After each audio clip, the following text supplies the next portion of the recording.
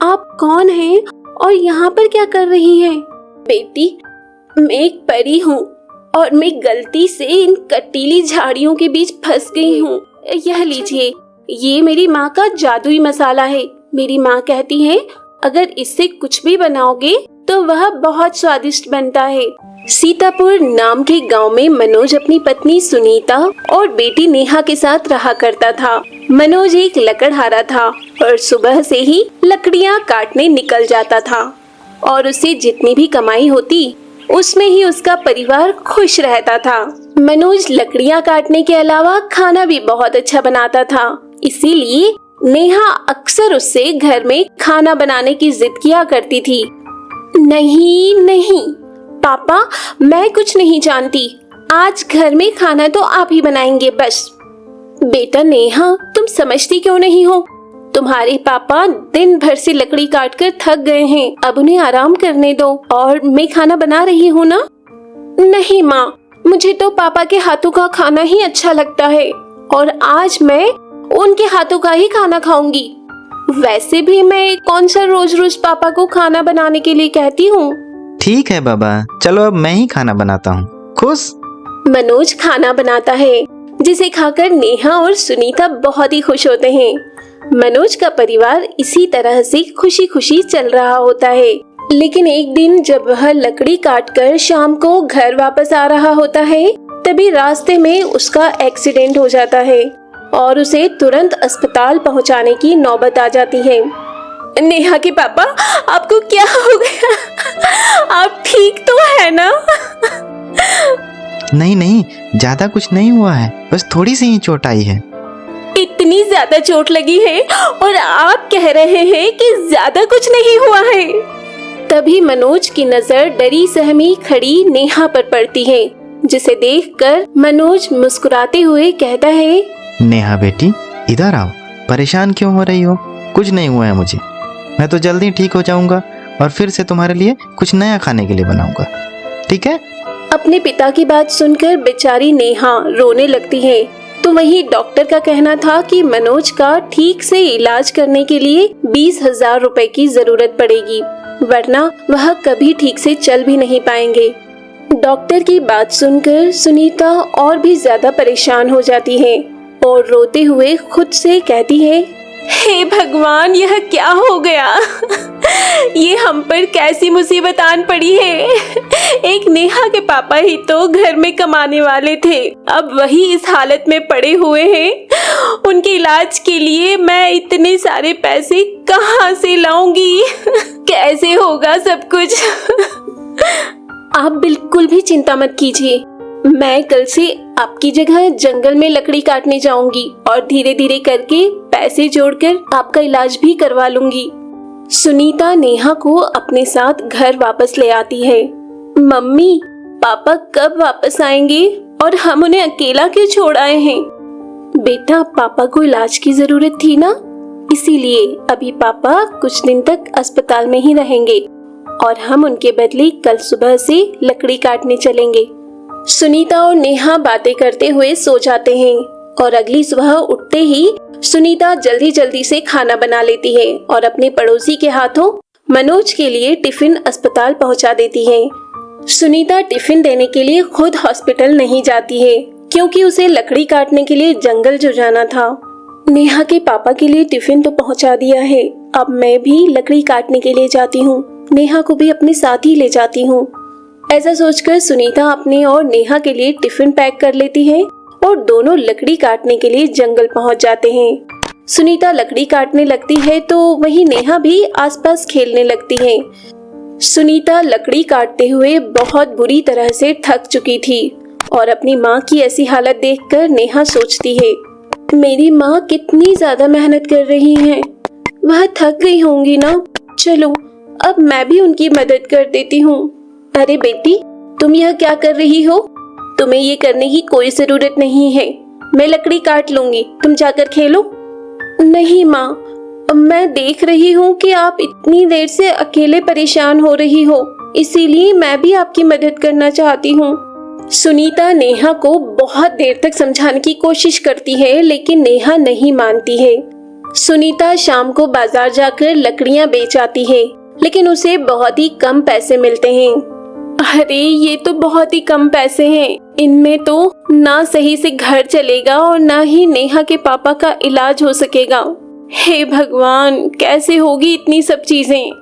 सुनीता इसी तरह कुछ दिन तक मेहनत करती है, लेकिन लकड़ी काटकर इतना पैसा भी इकट्ठा नहीं हो रहा था कि जिससे वह अपने पति का इलाज करा सके।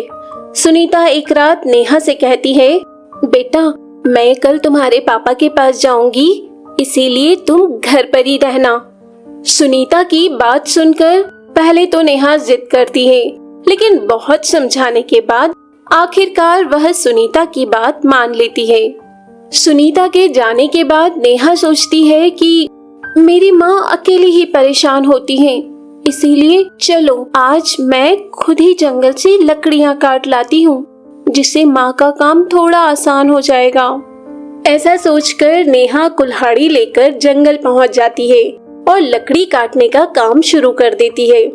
लेकिन बेचारी नन्ही सी जान नेहा से लकड़ियां कट ही नहीं रही थी, लेकिन वह फिर भी हार नहीं मानती है और थोड़ी देर और कोशिश करती है। ये लकड़ियां काटने का काम तो सच में बहुत ही मेहनत का है, लेकिन मैं भी कहाँ हार मानने वाली हूँ। मैं तो आज लकड़ियां काट कर ही घर जाऊंगी। नेहा लकड़ियां काट रही होती है कि तभी उसे किसी के रोने की आवाज सुनाई देती है। अरे किसी के रोने की आवाज, वह भी इस जंगल में। चलो चलकर देखती हूँ। नेहा जाकर देखती है तो उसे वहाँ पर कटीली झाड़ियों में फंसी हुई एक परी दिखती है। अपने सामने एक जीती जागती परी को देखकर नेहा बहुत हैरान होती है। आप कौन हैं और यहाँ पर क्या कर रही हैं? बेटी मैं एक परी हूँ और मैं गलती से इन कटीली झाड़ियों के बीच फंस गई हूँ।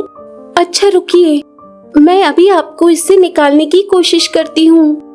नेहा परी को झाड़ियों से निकालने की कोशिश करती है, लेकिन झाड़ियाँ बहुत ही ज्यादा घनी थी, जिस वजह से नेहा के हाथों में भी चोट लग जाती है। रहने दो बेटा, मुझे नहीं लगता कि तुम मुझे यहाँ से निकाल पाओगी। परी के मना करने के बाद भी नेहा परी की मदद करने से पीछे नहीं हटती है और कुछ ही देर की मेहनत के बाद आखिरकार परी झाड़ियों से निकल जाती है। परी को कुछ चोटें भी आई थी, इसीलिए नेहा तुरंत अपना रुमाल निकालकर परी के जख्मों को साफ करने लगती है। दरअसल ये नेहा के स्वभाव की परीक्षा थी, जिसमें वो पास हो जाती है। फिर परी नेहा के हाथों में आई चोट को अपने जादू से ठीक कर देती है। परी आपको तो बहुत चोट आई है, इसीलिए आप आज मेरे साथ मेरे घर चलिए और आप जैसे ही ठीक हो जाएंगी फिर आप भले ही अपने परीलोक वापस चले जाना। मैं किसी को नहीं बताऊंगी कि आप एक परी हैं। परी भी नेहा के साथ जाने के लिए मान जाती है और दोनों नेहा के घर पहुंच जाते हैं। कुछ देर बाद जब सुनीता अस्पताल से वापस आती है तो वह नेहा से पूछती है, बेटा नेहा, यह कौन है? तुम्हारी कोई दोस्त है क्या? हाँ माँ, ये मेरी दोस्त है और इसके घर वाले अभी बाहर गए हैं, इसीलिए ये कुछ दिन तक हमारे साथ ही रहेंगी। नेहा की बात सुनकर सुनीता भी उस परी की आवभगत में लग जाती है और जाकर तुरंत ही कुछ खाना बनाकर ले आती है। यह लो बेटा, आप लोग कुछ खाइए। परी अपने सामने इतना अच्छा खाना देखकर मन ही मन सोचती है, इन बेचारों का घर इतना छोटा है, लेकिन इसके बाद भी ये अपने घर आए मेहमान के लिए इतना सब कुछ कर रहे हैं। मतलब ये लोग सच में ही दिल के बहुत अच्छे हैं। मुझे भी इनके लिए कुछ करना चाहिए। ठीक है बेटा, आप लोग यह खाइए और मैं लकड़ी काटने के लिए जंगल जाती हूँ। क्या आप लकड़ी काटने का काम करती हैं? लेकिन आप तो इतना अच्छा खाना बनाती हैं, फिर आप घर में ही कुछ खाने का सामान जैसे समोसे वगैरह क्यों नहीं बेचती हैं? परी का यह आइडिया सुनीता को भी अच्छा लगता है और वह भी यह करने के लिए मान जाती है। परी हाथ धोने के बहाने किचन में जाती है और वहाँ एक जादुई मसाला प्रकट करती है।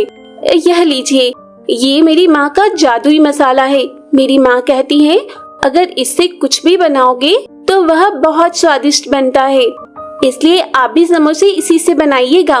सुनीता अगले दिन सुबह से समोसे बनाती है और उसमें परी का दिया हुआ वही जादुई मसाला भी डाल देती है, जिससे समोसे बहुत ही स्वादिष्ट बनते हैं। सुनीता की दुकान बहुत तेजी से चल पड़ती है और लोग दूर दूर से समोसा खाने के लिए उसी की दुकान पर आते थे। समोसे बेचकर हुई कमाई से सुनीता ने जल्द ही अपने पति मनोज का भी इलाज करवा लिया और अब वह सभी लकड़ी काटने के काम को छोड़कर समोसे बेचने का ही काम करते थे। ठीक है माँ जी, मुझे यहाँ आए बहुत दिन हो चुके हैं, अब मैं चलती हूँ। बेटा, तुम्हारे आने के बाद से ही हमारे घर में दोबारा से खुशियाँ लौट आई हैं, इसीलिए तुम हमारे घर आती जाती रहा करो। ऐसा कहकर सुनीता उस परी को प्यार से कुछ पैसे दे देती है, क्योंकि उसे इस बात की जरा भी भनक नहीं थी कि उसके घर में जो भी लक्ष्मी आई है, दरअसल वह उस परी की बदौलत आई है। परी भी मुस्कुराकर उन पैसों को रख लेती है और वहाँ से चली जाती है। तो दोस्तों, ये थी परी के जादुई समोसे की कहानी। अगर ये कहानी आपको अच्छी लगी हो तो वीडियो को लाइक कर चैनल को सब्सक्राइब जरूर करें। साथ ही अपने दोस्तों को भी शेयर करें ताकि वो भी इसका आनंद ले पाएं। धन्यवाद।